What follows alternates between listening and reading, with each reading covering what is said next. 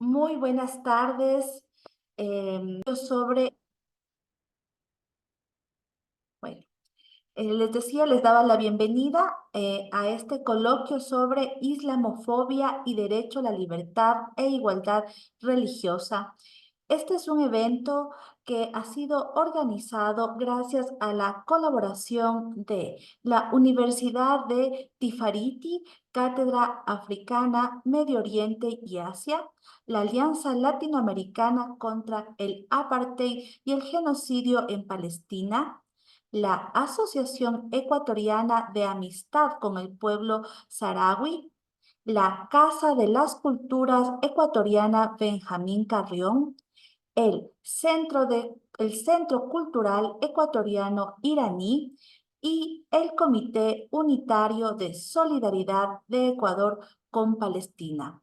Para nosotros, para nosotras, es un gran gusto poder contar con su audiencia. Queremos decirles que lo que nos convoca el día de hoy es la islamofobia. ¿Y qué es esto? ¿Qué significa esto? Se trata del miedo, los prejuicios y el odio hacia los musulmanes, que conduce a la provocación, la hostilidad y la intolerancia mediante amenazas, acoso, abuso, incitación e intimidación de musulmanes y no musulmanes, tanto en el mundo en línea como fuera de ella, motivada por la hostilidad institucional, ideológica, política y religiosa que trasciende al racismo estructural y cultural. La islamofobia se dirige contra los símbolos y rasgos distintivos de la condición de ser musulmán. Esta definición hace hincapié en el vínculo entre los niveles institucionales de islamofobia y las manifestaciones de tales actitudes, desencadenantes por la visibilidad eh, desencadenantes por la visibilidad de la identidad musulmana percibida de la víctima. Este enfoque también interpreta la islamofobia como una forma de racismo, por la que la religión, la tradición y la cultura islámica se consideran una amenaza para o desde los valores occidentales. Es importante considerar que para algunos expertos prefieren la etiqueta de odio antimusulmán. ¿Por qué? Porque temen que el término islamofobia corra el riesgo de condenar todas las críticas al Islam y por tanto pueda hacerse una represión de la libertad de expresión. Pero la legislación internacional sobre derechos humanos protege a las personas, no a las religiones, y la islamofobia puede afectar también a los no musulmanes basándose en percepciones de nacionalidad, raza o etnia. Según un reciente informe del relator especial de la ONU sobre la libertad de religión o de creencias, la sospecha, la discriminación y el odio descarnado hacia los musulmanes ha alcanzado proporciones epidémicas. En los estados donde son minoría, los musulmanes sufren a menudo discriminación en el acceso a bienes y servicios, en la búsqueda de empleo y en la educación. En algunos estados se les niega la ciudadanía o la condición de inmigrantes documentados debido a la percepción xenofóbica de la que los musulmanes representan algún tipo de amenaza para la seguridad nacional y son asociados con el terrorismo. Las mujeres musulmanas son objetos de delitos de odio islamofóbico de forma desproporcionada. Los estudios demuestran que el número de delitos de odio islamofóbico aumentan con frecuencia tras acontecimientos que escapan al control de la mayoría de los musulmanes, como los atentados terroristas y sus aniversarios. Estos acontecimientos desencadenantes ilustran cómo la islamofobia puede atribuir a todos los musulmanes la responsabilidad colectiva por acciones de unos pocos. Quisiera concluir esta intervención diciendo que la Casa de las Culturas ecuatoriana Benjamín Carrión, así como las otras 5 instituciones y organizaciones convocantes a este coloquio, promueven este diálogo para un análisis, una reflexión que no puede ser más postergada en un Estado que se autodefine como constitucional, de derechos, de justicia y laico. Queremos también decirles que esta declaratoria, hoy día 15 de marzo, como el Día Internacional contra la Islamofobia, está cumpliendo hoy 2 años en que la Asamblea General de la ONU así lo ha emitido. Mucho gusto. Con esto quisiera dar paso a nuestra querida hermana María Fernanda El Badawi del Comité Ejecutivo de la Alianza Latinoamericana contra el Apartheid y el Genocidio en Palestina, quien va a ser la moderadora de este importante evento. Adelante, María Fernanda. Buenas tardes con todas y todos. Para esta actividad tenemos el agrado de contar con Katy Machoa, quien es secretaria general de la Casa de la Cultura Benjamín Carrión, con el Sheikh Magdi Morazadi, director del Centro Cultural Ecuatoriano Iraní, Pablo de la Vega, coordinador de la Cátedra África, Medio Oriente y Asia de la Universidad Tifariti y de la Asociación Ecuatoriana de Amistad con el Pueblo Saharaui, Verónica Fletcher, pastora luterana, comunicadora y teóloga. Esther Cuesta Santana, asambleísta por la circunscripción de Europa, Asia y Oceanía, parlamentaria ecuatoriana vinculada a la defensa y la promoción de los derechos humanos. Gracias por ser parte de este coloquio sobre islamofobia y derecho a la libertad e igualdad religiosa. Agradecemos su presencia. Posterior a la intervención de nuestros invitados, tendremos un espacio de preguntas y respuestas. Les pedimos que las preguntas sean realizadas en el chat de Zoom y también hacia quién van dirigidas. En este momento vamos a dar paso a nuestra primera exposición con el Sheikh Magdi, que tiene 10 minutos y le recordaré la finalización de su tiempo con 2 minutos de antelación. El Sheikh es director del Centro Cultural Ecuatoriano Iraní. Su enfoque se centrará en los desafíos de la institucionalidad y la idiosincrasia ecuatoriana ante una comunidad como la musulmana, que posee costumbres, prácticas y valores que no son aceptadas y comprendidas en el país, y la necesidad de adaptar o reformar normas y procedimientos para respetar, proteger y garantizar los derechos humanos de todas las personas que profesan el Islam. Bienvenido, Sheikh. Muchas gracias.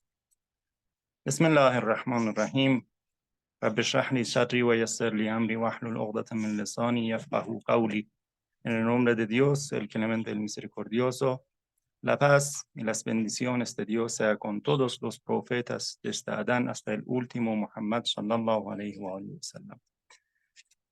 Sí, en este momento solo voy a hablar sobre 5 puntos acerca de islamofobia, qué es islamofobia, que hermana Katy también mencionó, y la raíz de islamofobia, historia y por qué islamofobia y algunas soluciones para quitar islamofobia en el mundo, vamos a decir.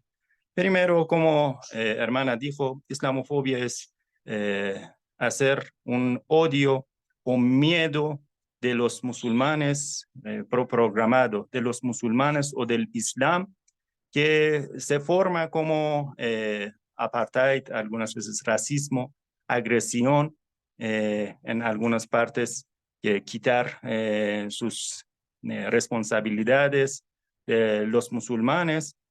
y todo lo que hace odio contra los musulmanes o organizaciones de los musulmanes.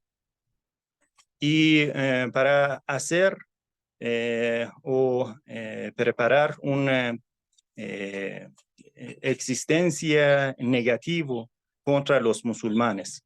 En algunas partes se menciona como ataques físicos contra los musulmanes que matan en algunos países de Europa, en Myanmar, en Australia. Hemos visto que matan a los musulmanes por islamofobia. Algunas veces dañan, destruyen las casas de los musulmanes en algunos países, o por lo menos algunos ataques orales ofensan a los musulmanes.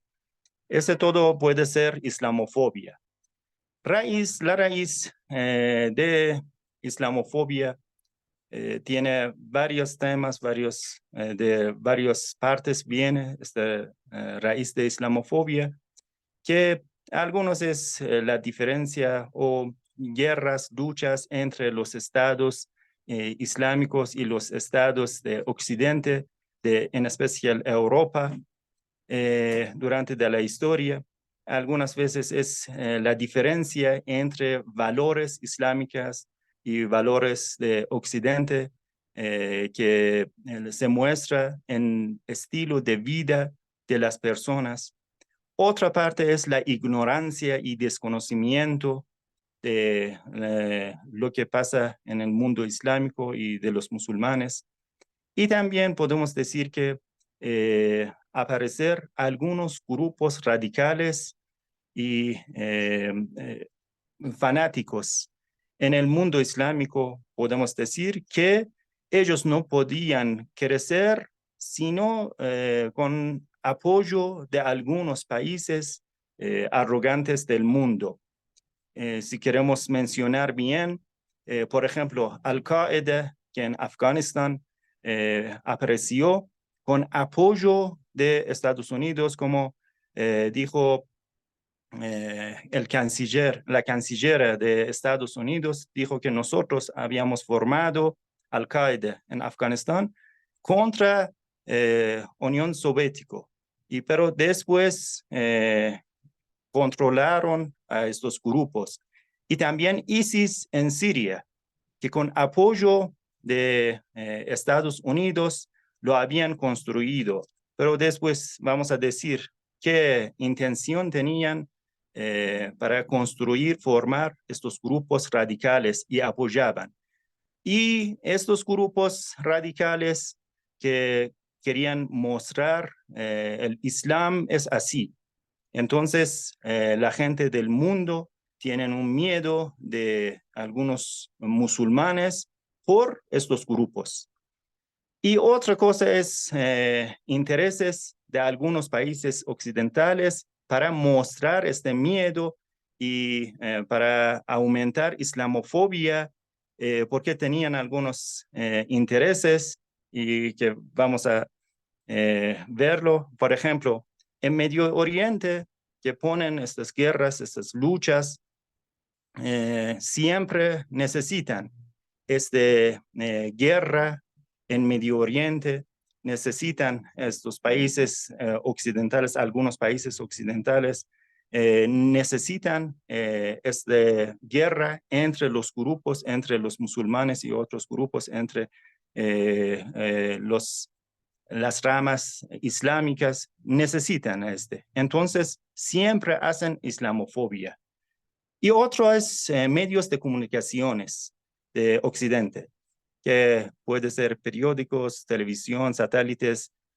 Hollywood, por ejemplo, es una parte muy importante en este tema. A través de sus películas, aumentó islamofobia en el mundo, películas, series que hace, para mostrar una cara mala o muy fanático de los musulmanes, que si los musulmanes llegan a un país, ¿qué hacen? Así que quizás han visto las películas de Hollywood, que como un ejército de los países arrogantes que quiere mostrar islamofobia en el mundo. Y otro es las redes sociales que también sigue.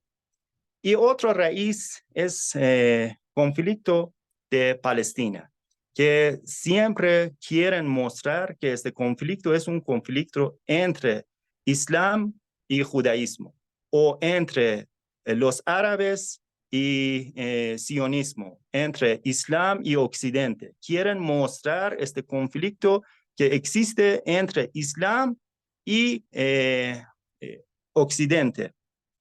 Y este también es un raíz, puede ser de islamofobia, y otra cosa es migración de los musulmanes que llegaron a Europa, en especial después de la Segunda Guerra Mundial, poco a poco llegaron y con diferentes estilos de vida que tenían, diferentes culturas, diferente religión que tenían, y poco a poco empezaron medios de comunicaciones para hacer una islamofobia. Entonces, historia de islamofobia empieza, podemos decir, de casi 1970, 70 y tanto, empezó como primer nivel de islamofobia. Después tenemos otro nivel de islamofobia en 2001, 2002, después de destruir Torres Gemelas en Estados Unidos, que era un proyecto para atacar a algunos países islámicos, algunos países como Irak, Afganistán, pero totalmente era un proyecto y había programado para atacar. Y tenemos una islamofobia que después de 2001, 2002 empezó. Y otro proyecto que empezó de 2010, que se muestra como caricaturas contra los sagrados islámicos, que en Europa lo aumentan, en algunos periódicos lo hacen caricatura del profeta del Islam, o queman el Corán como una forma de islamofobia, atacan a las mujeres, en especial a las mujeres que tienen velos islámicos en Europa. Habían matado a algunas mujeres en esta época y empezó otro nivel de islamofobia en estos años. Pero si vamos a analizar por qué quieren mostrar esta islamofobia, llegamos a este nivel que primero es por este dicho famoso que dice, divide y vencerá, divide y gobierna. Para gobernar al mundo, Le quedan disculpe, 2 minutos, Sheikh. para gobernar al mundo, controlar el mundo, necesitan hacer guerra. Siempre tienen que hacer un fuego de guerra entre todas las naciones, todas las ramas, entre los musulmanes y otras personas. Y entonces es muy importante para ellos mostrar esta cara del Islam para hacer un fuego de guerra siempre.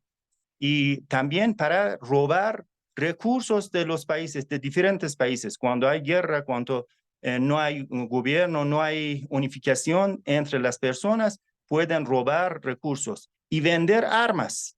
Otra intención de ellos es vender armas.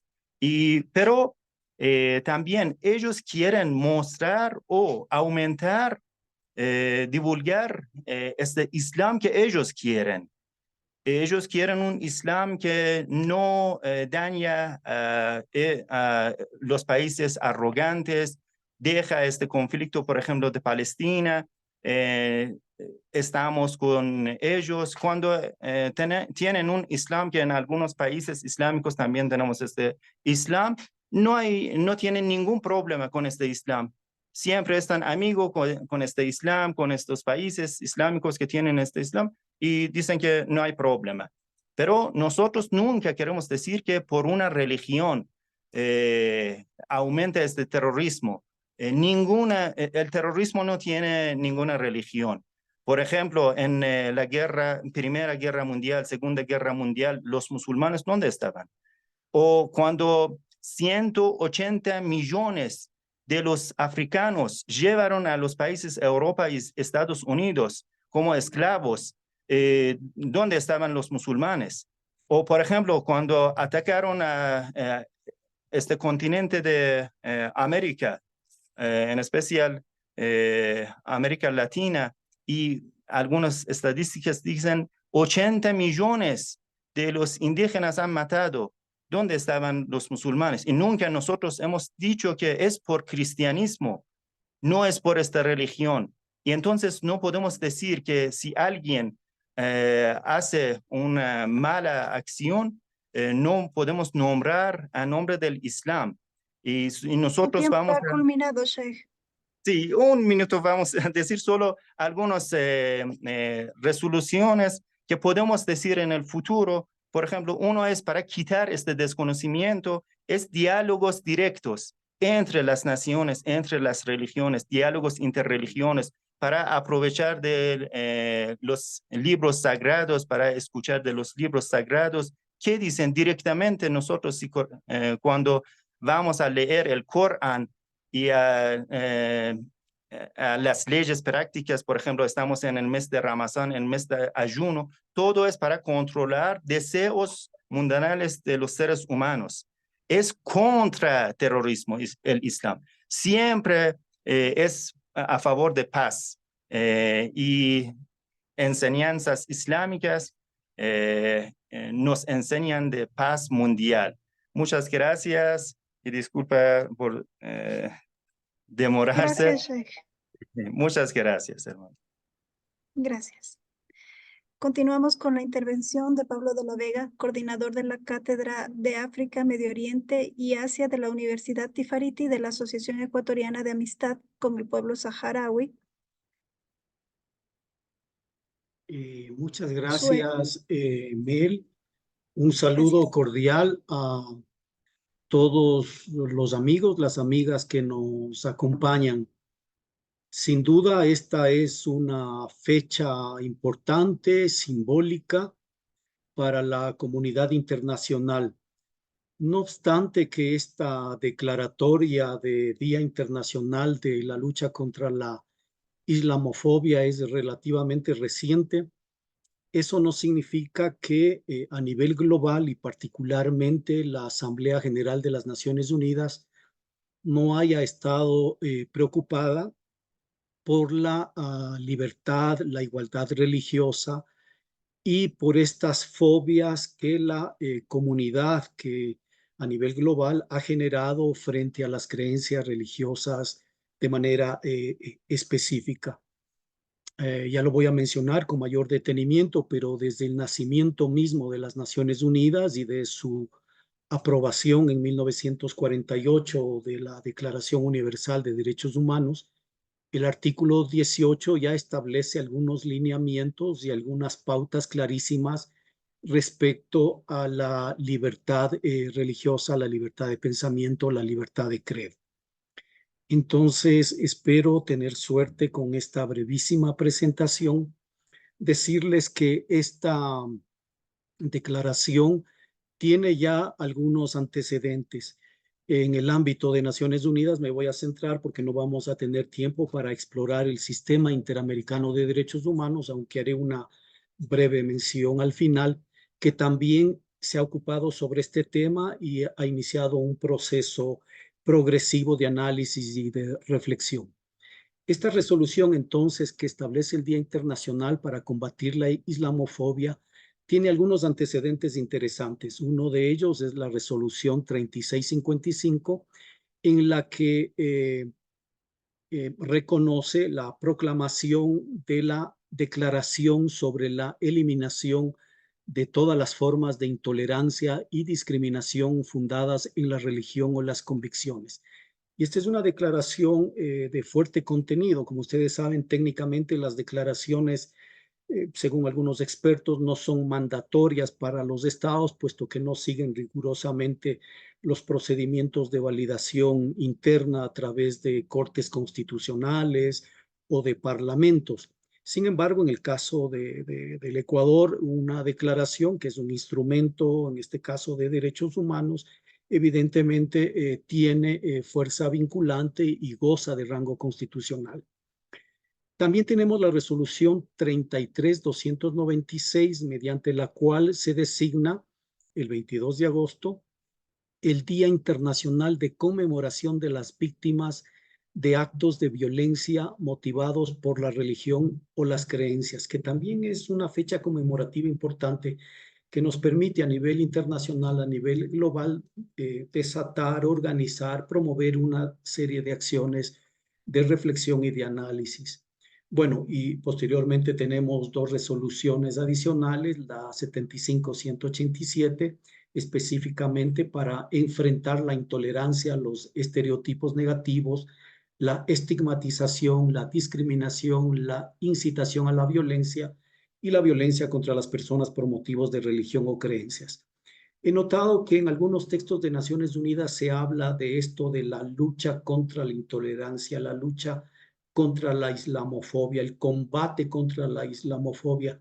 Es posible que sea términos que responden a una traducción de los idiomas de debate en Naciones Unidas, el inglés, el francés a veces, aun cuando el castellano también forma parte de los idiomas oficiales, pero no deja de tener cierto contenido esto de la lucha y el combate.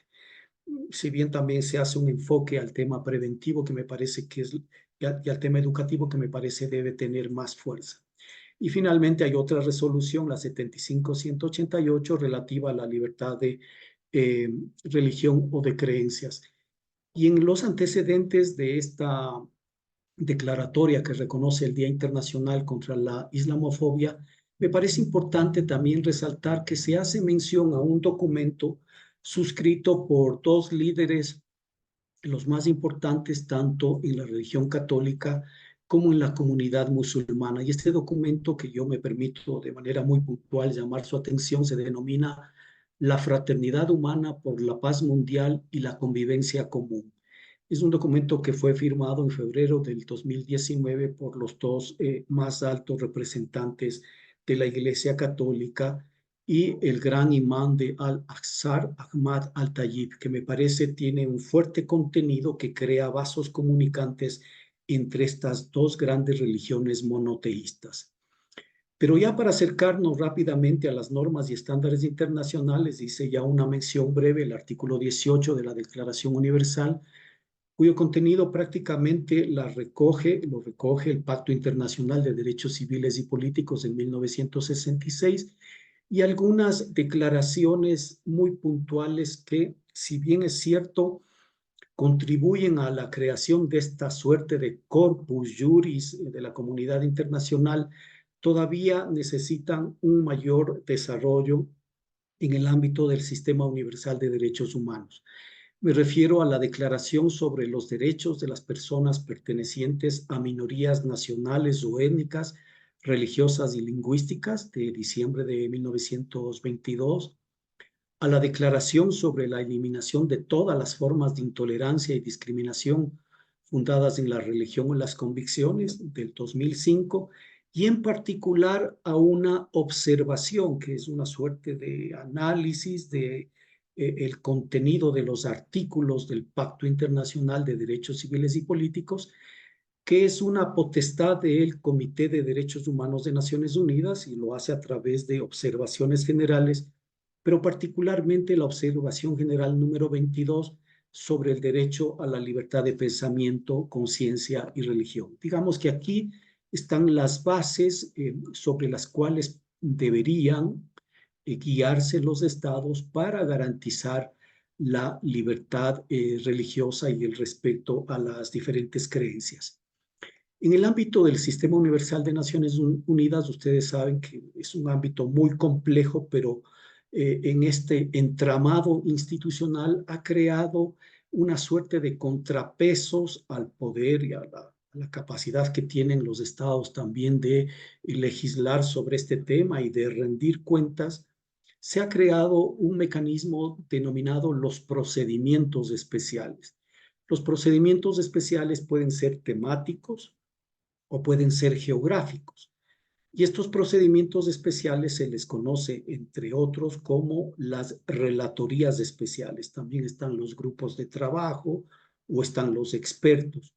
pero en este caso, de manera puntual, quiero llamar su atención sobre la denominada Relatoría Especial sobre la Libertad de Religión o de Creencias, que fue ya creada en 1986 con el nombre de Relatoría o Relator Especial sobre la Intolerancia Religiosa. Años más tarde, en el 2000, esa relatoría cambió de nombre a Relator Especial sobre la Libertad de Religión o de Creencias, que se mantiene hasta ahora y cuyo mandato ha sido extendido por lo menos hasta el año 2025. Esta relatoría recae este momento sobre una académica, quien es profesora de la Universidad de Oxford, la señora Nasila Gaena, que es de origen iraní y que tiene como mandato a supervisar, vigilar el cumplimiento de las obligaciones internacionales en este ámbito por parte de los estados, pero además asesorarles, orientarles, visitar países, hacer misiones internacionales y presentar informes tanto en el Consejo de Derechos Humanos, donde están representados medio centenar de estados que son los responsables de monitorear la aplicación de los convenios internacionales en el seno de Naciones Unidas. Entonces, esta relatora ha visitado países. Tienes 2 minutos, Pablo, perdón En que te 2 corte. minutos voy a intentar cerrar. Ha visitado varios países en el globo y desafortunadamente solo 2 latinoamericanos, Argentina y Paraguay, y bien valdría la pena de llamar su atención para que eventualmente pudiera venir a Ecuador. Me quiero centrar en esta capacidad que tiene la relatora, que no lo tienen los otros relatores, de intervenir con observaciones frente a procesos de legislación y políticas pertinentes. Muy rápidamente, luego podemos compartir este texto.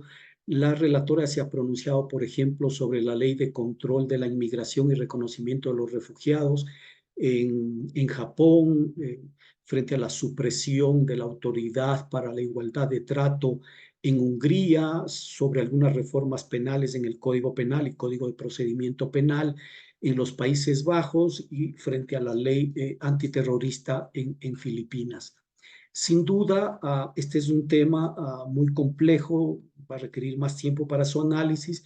Simplemente quiero llamar su atención sobre uno de los últimos informes de esta relatora, que se titula Lucha contra la islamofobia y el odio antimusulmán con miras a erradicar la discriminación y la intolerancia fundadas en la religión o las creencias.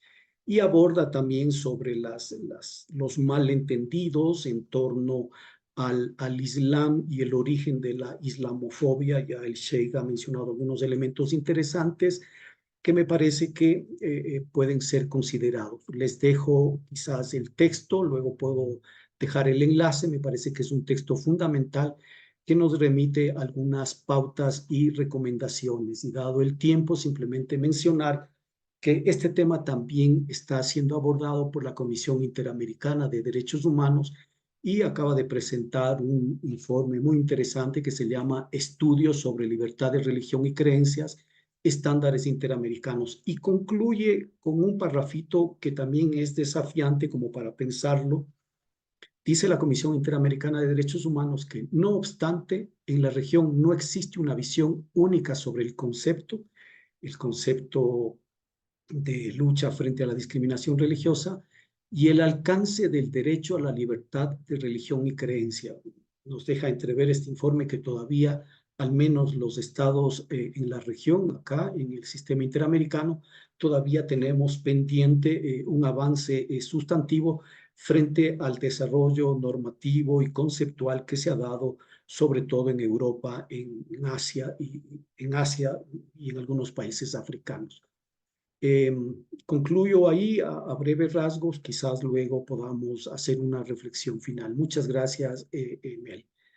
Voy a tratar de salir entonces de la proyección. Gracias, Pablo. A continuación tenemos una tercera intervención de Verónica Fletcher, pastora luterana, comunicadora y teóloga. Posee una enriquecedora y vital experiencia alrededor de los diálogos interreligiosos, una mujer de fe convencida del ecumenismo. Recientemente ha visitado Palestina en el área de Cisjordania, estuvo en Belén junto a otros líderes religiosos y también ha estado en la Franja de Gaza. Tienes 10 minutos, por favor, Verónica. Muchas gracias. Muchísimas gracias por la invitación. La verdad es que 10 minutos me van a resultar cortísimos. Voy a hacer un esfuerzo para poder decir todo lo que, expresar todo lo que pienso y lo que siento, sobre todo por este itinerario en el que Dios me ha puesto, porque lo único que hago es seguir un llamado tratando de ser lo más fiel posible justamente a ese llamado de paz y de hermandad que implica el cristianismo y todas aquellas religiones que hablan de paz. Voy a tratar de compartir exclusivamente como una referencia de mi sentir. No sé si se está mirando la pantalla. No, todavía no.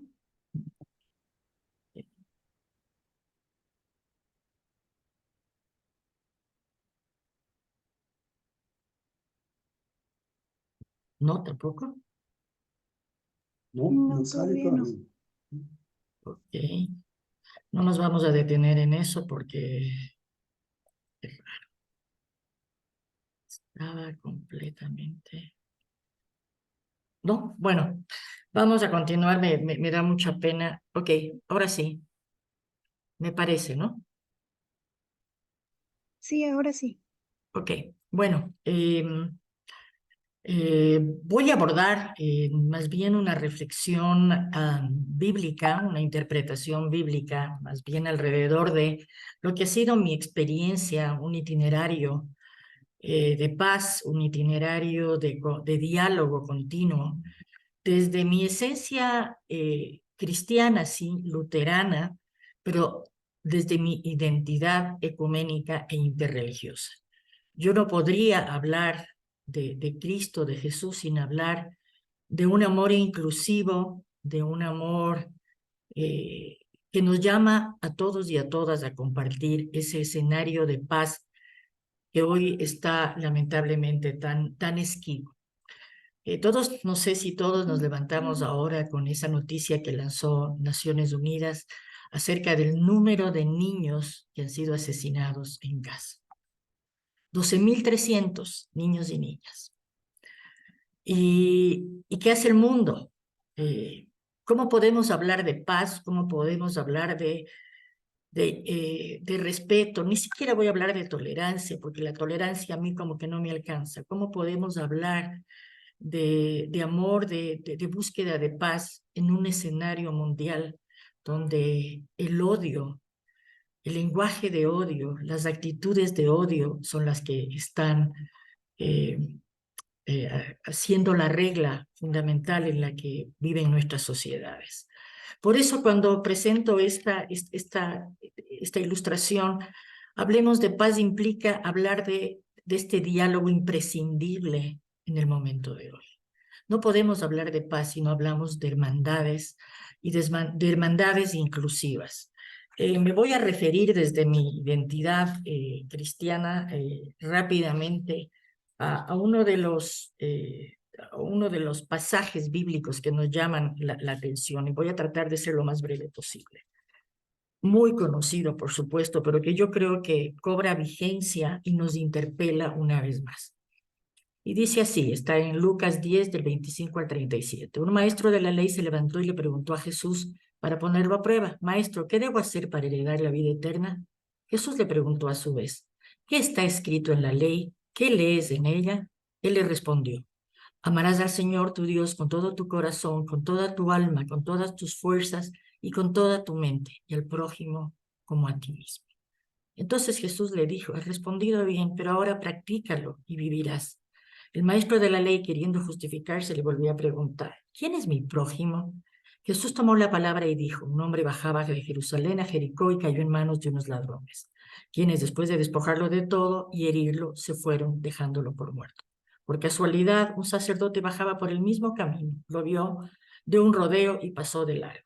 Igual hizo un levita, que llegó al mismo lugar, dio un rodeo y pasó de largo. En cambio, un samaritano que iba de viaje llegó a donde estaba el hombre herido y al verlo se conmovió profundamente. Se acercó y le vendó las heridas, curándolas con aceite y vino. Después lo cargó sobre su propia cabalgadura, lo llevó a un albergue y se quedó cuidándolo.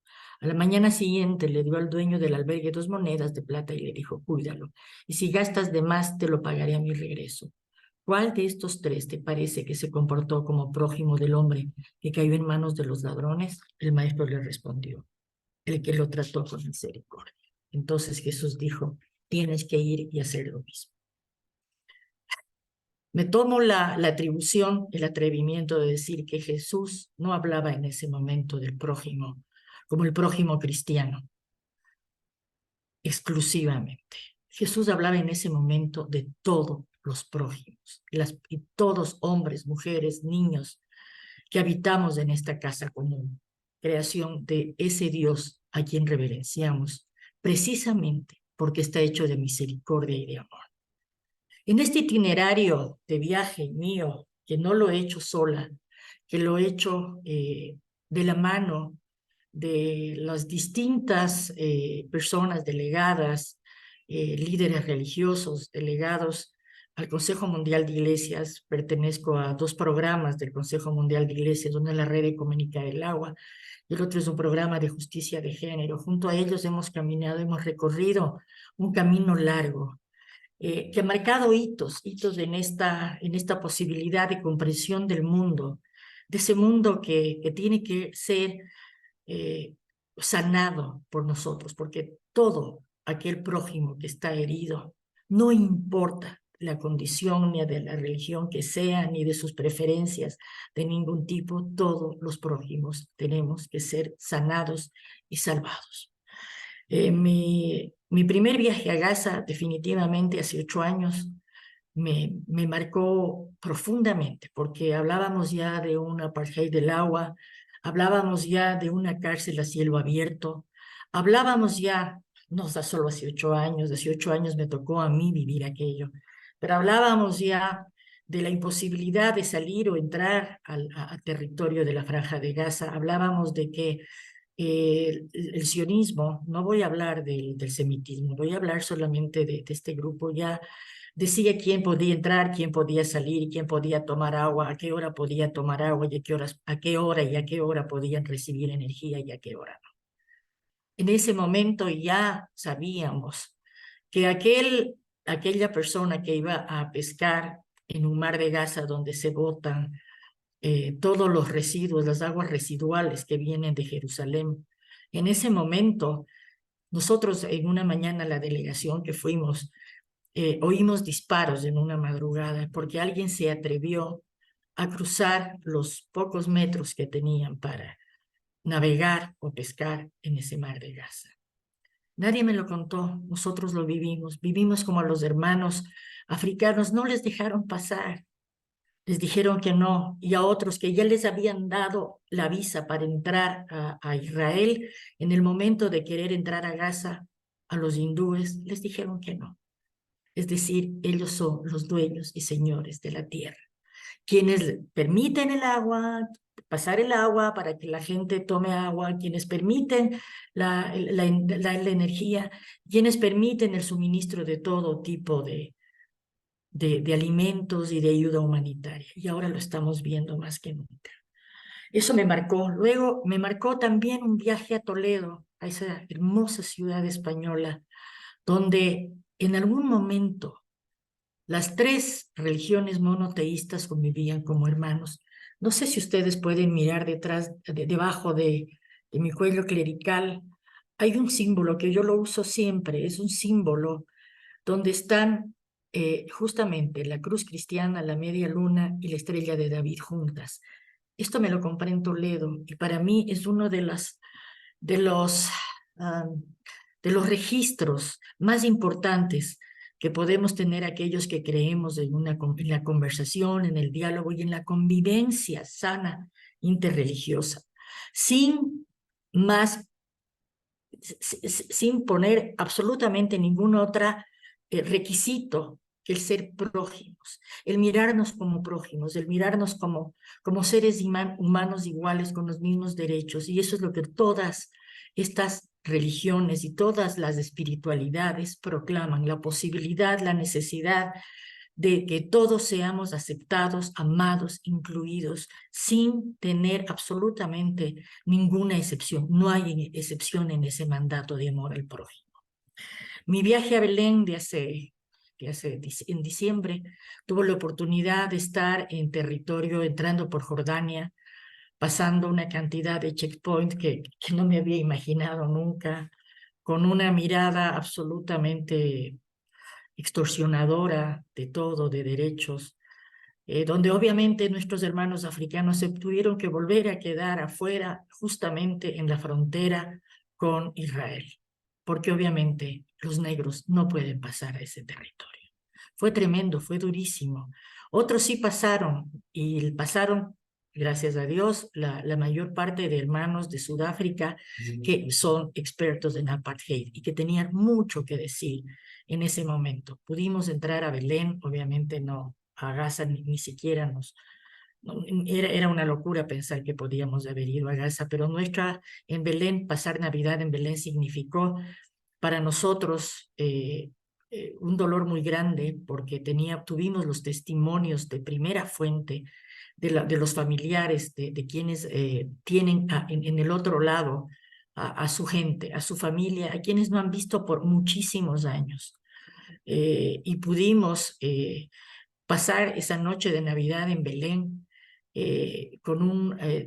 pudimos de la mano del pastor luterano, de los hermanos franciscanos, de la iglesia, de los hermanos ortodoxos, de los hermanos musulmanes, pudimos tener una Navidad distinta, en un Belén oscuro, en un Belén que representó, tanto la iglesia católica como la iglesia luterana representaron un pesebre, Verónica, tienes 2 minutos. donde Jesús, José y María simplemente estaban llenos de polvo y tenían como pesebre los destrozos simbolizando lo que Gaza estaba viviendo. Un Belén que está ocupado, una ciudad de Belén hermosa que está ocupada ya en todos sus alrededores por las ocupaciones que la milicia israelí está ejecutando.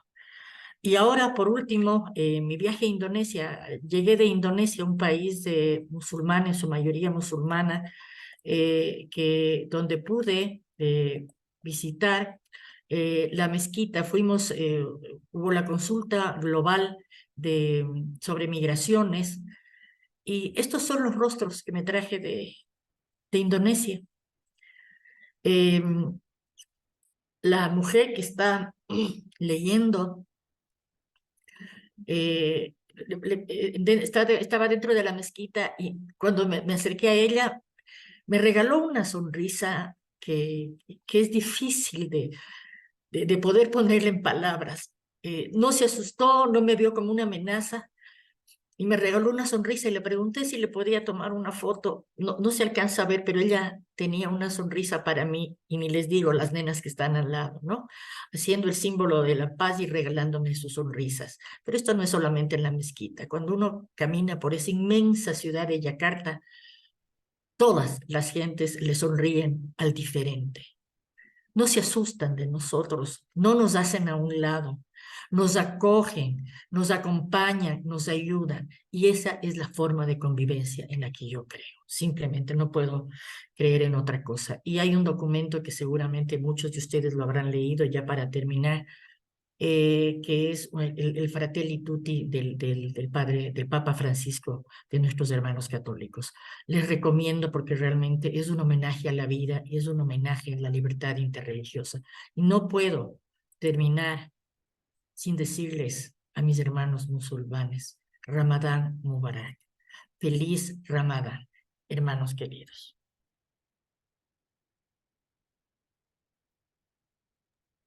Gracias, querida Verónica. A continuación tenemos la intervención de Esther Cuesta Santana, asambleísta por la circunscripción de Europa, Asia y Oceanía, parlamentaria ecuatoriana vinculada a la defensa y la promoción de los derechos humanos, en especial de las y los trabajadores migrantes, refugiados y sus familias. Proponente también del proyecto de ley orgánica de libertad e igualdad religiosa. Adelante, señora asambleísta. Muchas gracias, María Fernanda. Bueno, primero agradecer por la invitación de participar en este importante coloquio en ocasión del Día Internacional de la Lucha contra la Islamofobia. Realmente las Naciones Unidas se tomaron bastante tiempo hasta llegar a el 17 de marzo del 2022 con la resolución que proclamó el 15 de marzo como el Día Internacional de la Lucha contra la Islamofobia. Han tenido que pasar, como ya nos contó Pablo, muchos antecedentes, pero eso también creo que nos dice la demora por parte de las Naciones Unidas de un tema, de una situación, de una violencia también como es la islamofobia, que yo diría que tiene sus inicios en la Edad Media. Tenemos que recordar que la dominación del califato umayyad en la península ibérica, que fue desde 711 más o menos hasta 1492, luego, ¿no? Lo que los españoles llaman la Reconquista, es donde se empieza a crear estereotipos negativos contra musulmanes, contra la población árabe, e incluso se expulsó a los judíos luego, donde creo que la islamofobia está estrechamente vinculada con dominación, con colonización, con conquista, con violencia, y lo vemos también en las cruzadas, ¿no? En las cruzadas desde el siglo XI hasta el siglo XIII más o menos, también se requería de la construcción de estereotipos negativos, de la imagen de pueblos incivilizados, de pueblos violentos, que sea, digamos, los musulmanes, para también crear un apoyo popular de las cruzadas. Y claro, evidentemente con el pasar del tiempo, con nuevas tecnologías, se va difuminando una islamofobia dentro del discurso de Occidente, y no puedo dejar de mencionar a Edward Said, ¿no? Él lo llama Orientalism, ¿no? El orientalismo, que es esta construcción de patrones, de estereotipos negativos contra la población árabe, contra la población musulmana, de mezclarlo todo para crear, digamos, también y de alguna manera justificar violencia contra determinados pueblos, historias y culturas. Con esto quiero regresar al Ecuador, y si bien es cierto, el Ecuador, en nuestra Constitución, el artículo 1, establece que somos un Estado laico, el artículo 3 establece que entre los deberes primordiales del Estado es garantizar sin discriminación alguna el efectivo goce de los derechos establecidos en la Constitución y en los instrumentos internacionales, que el artículo 11 establece que todas las personas son iguales y gozarán de los mismos derechos, deberes y oportunidades, y que nadie podrá ser discriminado por razones de etnia, lugar de nacimiento, edad, sexo, identidad de género, identidad cultural, estado civil, idioma, religión, entre otros, y que el artículo 66, numeral 8, establece que el Estado reconoce y garantizará a las personas el derecho a practicar, conservar, cambiar, profesar en público o en privado su religión o sus creencias, y a difundirlas individual o colectivamente con las restricciones que impone el respeto a los derechos.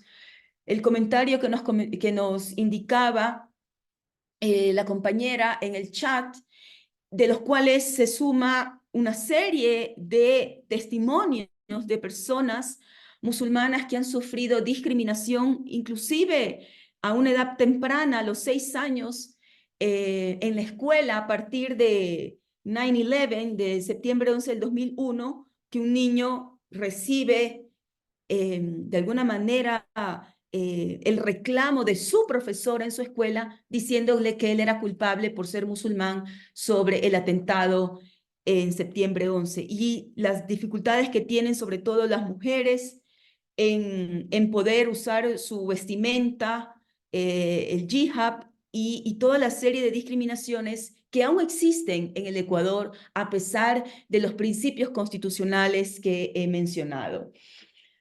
En una reunión que hubo en el Ministerio de Gobierno, en el periodo presidencial anterior, las diferentes religiones, que debo decir que hay más de 5.567 denominaciones religiosas legalmente constituidas en el Ecuador. Eso nos dice que en el Ecuador existe una diversidad religiosa presente, certificada legalmente. No obstante aquello, parte de las dificultades que nos han manifestado las diferentes religiones es lo que les comentaba, el vestir y portar sus propios símbolos de conformidad con sus creencias religiosas, conmemorar sus días de adoración o festivos de acuerdo a sus creencias, contraer matrimonio de acuerdo a sus creencias religiosas, precautelando el principio de interés superior del niño y los derechos de las personas contrayentes, recibir sepultura de acuerdo a sus creencias religiosas, practicar y profesar su fe en público o en privado y a difundirla de manera individual o colectiva. Son algunas de las problemáticas que tenemos. ¿Y qué pasó? Si bien es cierto, tenemos una constitución del 2008, no hay una armonía con la legislación sobre religión. Y aquí quiero referirme a la ley de cultos vigentes que tenemos en el Ecuador, que es de 1937. Esta ley fue reformada muy por encima en el 2021 y es una ley de 6 artículos. O sea, realmente no sé cómo hemos podido vivir con esta ley de cultos. Dios me puso en la Asamblea Nacional para hacer una diferencia y por ello propusimos la ley orgánica de igualdad, de libertad e igualdad religiosa. Esta ley la propusimos en el periodo legislativo anterior, justo poco antes de la muerte cruzada, y lo hicimos junto a la Defensoría del Pueblo. Lo presentamos el 3 de mayo, junto con la Defensoría del Pueblo y con ALIR, y pasó la calificación del CAL y ahora se encuentra en la Comisión de Garantías Constitucionales, Derechos Humanos, Derechos Colectivos y la Interculturalidad de esta Asamblea. En los próximos días espero que pueda abocar conocimiento a la comisión y pueda iniciar su tratamiento. ¿Qué es lo que proponemos? Lo que proponemos es que efectivamente el Estado laico ecuatoriano garantice a las personas el derecho a practicar, conservar, cambiar, profesar en público o en privado su religión o sus creencias y a difundirlas individual o colectivamente de conformidad con la Constitución, las declaraciones, pactos, convenios y demás instrumentos internacionales de derechos humanos. Es una ley que también consta con los principios que rigen esta ley, por ejemplo, el principio de la igualdad religiosa, el principio de igualdad y no discriminación, el principio de igualdad y equidad religiosa, el principio de laicidad, de cooperación, de ponderación, de interpretación favorable o pro ser humano. También establecemos la creación de un consejo consultivo religioso. Hay problemas en este momento de que el Ministerio de Gobierno certifica la presencia de una denominación religiosa sin consultar a esa misma denominación religiosa. Eso es lo que está ocurriendo en este momento en el Ecuador. Entonces creamos este consejo consultivo que para que pueda avalar cuando nuevas denominaciones religiosas quieran realizar nuevas certificaciones de esa religión. Es decir, que el Ministerio de Gobierno pueda tener un consejo consultivo de las mismas denominaciones religiosas, con los cuales pueda consultar sobre las denominaciones religiosas que desean estar presentes en el Ecuador, y no sean denominaciones fantasmas, como también ha ocurrido en el Ecuador. Y que este órgano consultivo también pueda dar criterios, dar consultas sobre cualquier asunto de orden religioso. Y evidentemente este consejo consultivo, sus opiniones, sus criterios no serán vinculantes, pero sí serán muy valiosas a la hora de que el Ministerio de Gobierno, sobre todo la Subsecretaría de Cultos, pueda tomar decisiones en cuanto a temas de religión. Algo que hemos visto también es que algunos funcionarios del Ministerio de Gobierno, particularmente de la Subsecretaría de Cultos, no son necesariamente las personas más expertas en temas religiosos. Por lo tanto, también ahí tenemos que establecer parámetros para que las personas a cargo de estos temas tengan conocimiento amplio, así como una persona que está a cargo de temas de interculturalidad, temas de género, violencia de género, tengan experiencia en temas de niñez. Asimismo, en temas de religión, no sean personas improvisadas, sino personas que tengan conocimiento de la diversidad religiosa, etc. También hay un capítulo sobre el registro, inscripción y reconocimiento de las entidades religiosas y las organizaciones de integración religiosa, sobre las exoneraciones, sobre el patrimonio de las diferentes religiones, a fin de que no haya discriminación en cuanto a la exoneración de tributos de ciertas religiones, pero no de otras religiones. Si bien es cierto, en varios países ya se han creado normas, tanto constitucionales como legales, para crear igualdad y libertad religiosa, este proyecto de ley se suma a estas iniciativas de varios países, particularmente de la región, y quisiera finalizar diciendo que este proyecto de ley requiere la participación activa, colectiva, de las diferentes denominaciones religiosas. Y me permito, escuchando a cada uno de los ponentes que me antecedieron en la palabra, creo que sería muy importante poder contar con sus aportes cuando ya se lleve adelante el debate, el tratamiento, la Comisión de Garantías Constitucionales de esta Asamblea, poder contar con sus aportes, porque hay muchas leyes que a lo mejor se pueden construir desde un escritorio, desde una sala de comisión, y creo que lo más importante será escuchar sus testimonios, inclusive testimonios de personas que han sido discriminadas. Creo que eso sería muy importante para los asambleístas. A veces los asambleístas vivimos en nuestra burbuja, y yo creo que será importante también poder contar con los testimonios de diferentes personas que puedan evidenciar que la ley de cultos vigente de 1937, de 6 artículos, no es aplicable en un país donde hay más de 5.000 denominaciones religiosas. Coincido que estas discriminaciones que han existido en el país no deben quedar en la impunidad.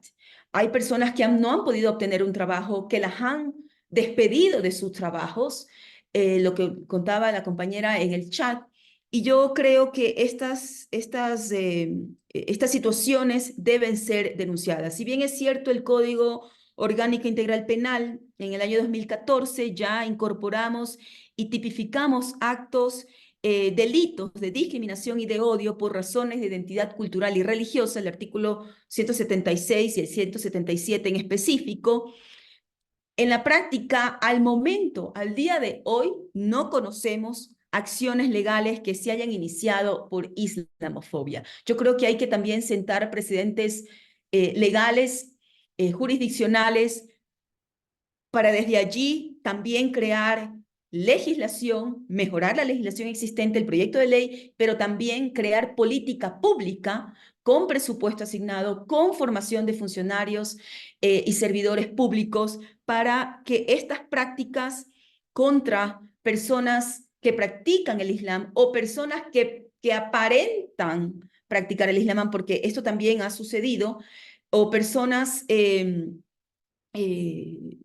digamos, también fenotípicamente podrían parecer árabes. Yo creo que también aquí hay una situación de varios aspectos que se confluyen, no vuelvan a pasar y que no sean víctimas de intolerancia por su religión o por cualquier condición. Creo que también el Ministerio de Gobierno aquí tiene un rol importante, y creo que debemos, de hecho felicito este coloquio. Yo me permito invitar a los organizadores que no solamente lo hagamos el día de hoy 15 de marzo, que podamos hacerlo más seguido, que podamos invitar a diferentes grupos y colectivos, porque creo que también hay una gran ignorancia sobre el Islam en el Ecuador. He tenido que hacerlo con no amigos necesariamente, pero conocidos, y yo creo que eso también necesitamos reforzar en el Ecuador para que podamos realmente ser un Estado sin discriminación por ningún motivo, un Estado laico y un Estado que permita la igualdad de condiciones para todos y para todos los habitantes en el Ecuador. Muchísimas gracias. Gracias, asambleísta, por sus palabras. Bueno, antes de cerrar este espacio, quiero mencionar algunas palabras. Bueno, los crímenes por islamofobia han ido en aumento a nivel mundial. Y esta situación es confundida por guerras santas, pero en realidad son intereses hegemónicos que buscan fortalecerse y sostenerse en el desconocimiento de la sociedad. Tenemos lo que mencionó el Sheikh Mahdi, el tema de las Torres Gemelas y las caricaturas en Europa, que se utilizan como método de provocación para los musulmanes. Así también tenemos lo que mencionó Pablo sobre la Relatoría Especial sobre la intolerancia religiosa, que se ha tenido que fortalecer debido al crecimiento de islamofobia en todos los países. Ya es intolerante la situación que vivimos los musulmanes a nivel mundial, y para alcanzar un trabajo es imprescindible en el caso de las mujeres tener que sacarnos el velo para poder ser contratadas. Eso sucede en Ecuador. Agradecemos también la intervención de Verónica y de Katy, mostrando la cara de Palestina.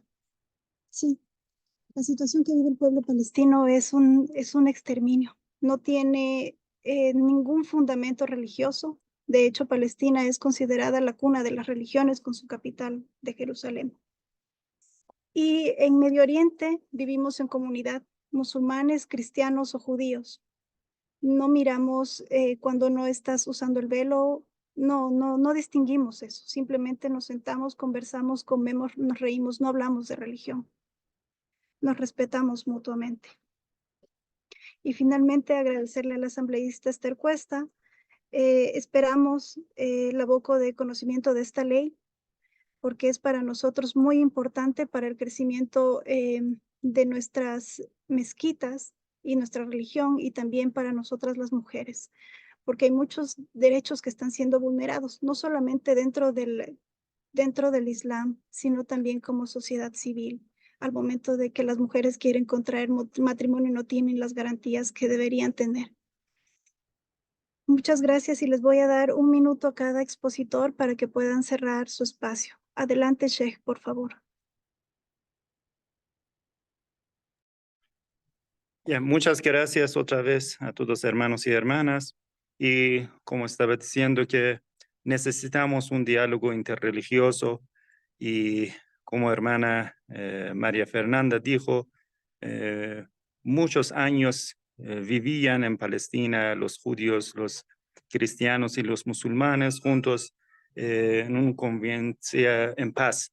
Y ahora, por ejemplo, en nuestro país también viven, y cada rama tiene una asambleísta en asamblea, aunque están muy pocos, 1000 personas, pero tienen un asambleísta y no tienen ningún problema hasta el momento que entran algunos arrogantes mundiales. Entonces, sí, nosotros podemos vivir en paz juntos y luchamos para este objetivo, aunque se demora, aunque es un poco difícil, tiene dificultades, pero tenemos que aguantar estas dificultades para llegar a este objetivo con diálogos interreligiosos, con unificación entre nosotros, con hablar y dialogar directamente. Y algunas veces, hermanos y hermanas que han ido a los países musulmanes, se ha cambiado totalmente su idea. Entonces, podemos también nosotros hacerlo en este país. Y 2 hermanas estaban aquí, habían dicho sobre sus problemas, y después voy a decir a hermana asambleísta los problemas, en especial las mujeres musulmanas que tienen aquí. Es mucho sobre sus vestimentos, sobre sus trabajos, o les ofendan algunas veces y no les dejan entrar en algunos lugares. Este es de parte de cultural, no de parte de la ley. La ley existe, pero la cultura de la gente sobre ignorancia que tienen genera estos problemas. Necesitamos hacer algunas cosas culturales. Muchas gracias a todos. Gracias, Sheikh. Adelante, Pablo, por favor. Y gracias, Mel. Simplemente agradecer la presencia de todos y todas, reiterar el ofrecimiento de la Cátedra África, Medio Oriente y Asia de la Universidad de Tifariti para promover este tipo de reflexiones que en realidad son pequeños insumos porque el camino ya está recorrido. Hay ya un trabajo que me parece muy enriquecedor. Verónica forma parte de la Iglesia Luterana, a quien quiero mucho como institución, a sus dirigentes, y ellos han contribuido desde hace mucho tiempo atrás en estos puentes, en estos caminos de carácter ecuménico. En algún momento, inclusive en el tema migratorio, recordemos que la Conferencia Episcopal, cuando crea una comisión de refugiados, lo hace como Comité Ecuménico de Refugiados, antes aún de la propia presencia del ACNUR en nuestro país. Entonces hay un camino muy, muy amplio en este ámbito.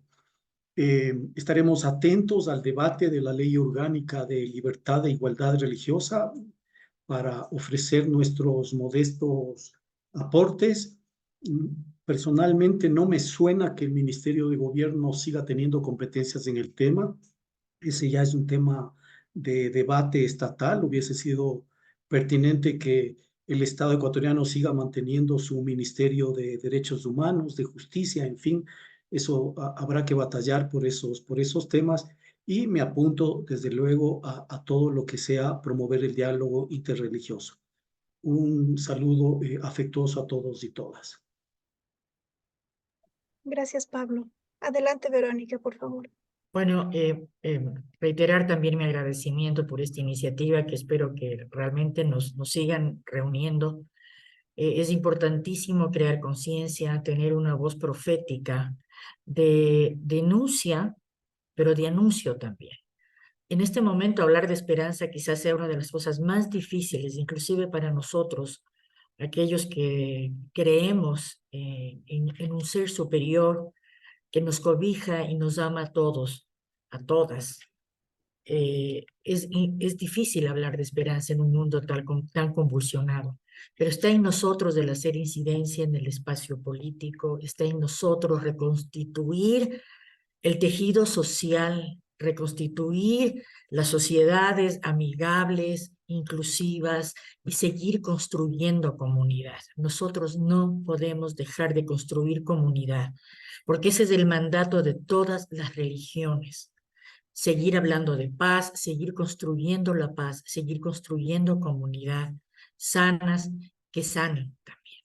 Así que aquí están las manos de la Iglesia Luterana y de todos los organismos, las organizaciones basadas en la fe y de las personas de buena voluntad que creemos que un mundo de paz es posible si todos estamos incluidos, todos y todas. Y quiero recordarles que el 23 de marzo en Quito se va a llevar a cabo, justamente saliendo a las 10 de la mañana de la Iglesia Luterana, una peregrinación en tiempo de Cuaresma, en tiempo de Ramadán. Una peregrinación que va a comenzar a las 10 de la mañana en la Iglesia Luterana, va a ir a la Embajada de Israel, va a pasar por la mezquita de la Shiris, va a ir a la Cruz del Papa y terminará en la Campana de la Paz. Es un acto, es una peregrinación ecuménica e interreligiosa a la que todos y todas estamos convocados. Un abrazo grande para todos. Abrazos. Esther Cuesta, por favor, adelante. Bueno, gracias. He aprendido hoy de todos los ponentes. Gracias por permitirme compartir este espacio con ustedes. Reiterar que el proyecto de ley de igualdad y libertad religiosa apunta a contar con una legislación que se armonice con el mandato constitucional y los instrumentos internacionales, que garantice de manera concreta la libertad de religión como un derecho humano y una opción individual y colectiva, y que garantice el ejercicio de la libertad e igualdad religiosa en el marco de un Estado laico. Realmente reitero esta invitación a ustedes para poderlos invitar a que comparezcan en la Comisión de Garantías Constitucionales de esta Asamblea. Les invito a seguir, a participar en el debate, de ayudarnos a que personas puedan dar su testimonio, que es sumamente fundamental, porque eso nos permite humanizar la normativa. Nosotros hacemos leyes para las personas, para el ser humano. Y creo que es fundamental escuchar a las personas sobre sus experiencias dentro de una diversidad religiosa. Muchísimas gracias por su ayuda también en construir un Ecuador más democrático cada día. Buena tarde. Muchas gracias. Querida Katy, contigo cerramos este espacio.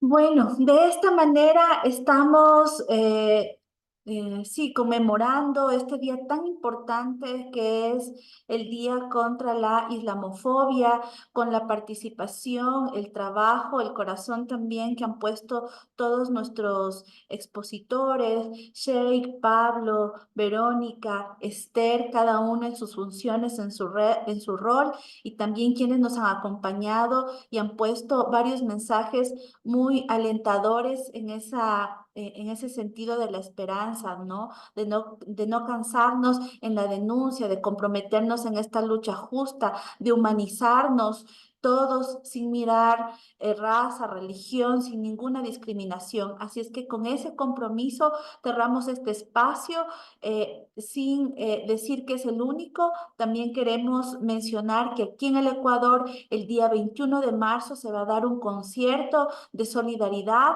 para el cual también están todos y todas aquí invitados, y asimismo fomentemos cada uno y cada una desde nuestras iniciativas y nuestros espacios actos de solidaridad, actos que puedan justamente proclamar nuestros derechos constitucionales y sobre todo nuestro espíritu humano y de amor hacia la vida. Así es que con esto nos despedimos agradeciéndoles mucho por su tiempo. Hasta la próxima. Buenas tardes con todos y todas. Gracias, buenas tardes. Buenas tardes, muchas gracias. Buenas tardes, muchas gracias también. Hasta luego. Adiós. Gracias, hasta luego. Hasta luego. Gracias, muchas gracias. No, ya, pero no se me cerró.